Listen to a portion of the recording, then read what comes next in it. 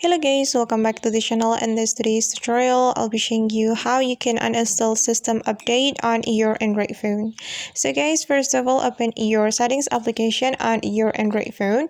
Then you're going to scroll down until you find about the system or about phone option. This one, tap on the about phone and scroll down until you find the reset option. This one. So guys, if you want to bring your phone to its default system version, we have to reset the phone and tap on reset, and you're going to click on factory data reset right here and scroll down to find the reset button, this one.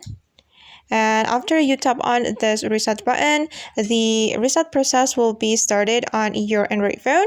Then you can uninstall system update on your Android phone. Alright guys, and that's how we can uninstall system update or bring our phone to its default system version. I hope this tutorial will be helpful for you. Thank you so much for watching. If you found this tutorial useful, don't forget to hit the like button, leave your comments, and also subscribe to the channel. See you in the next video.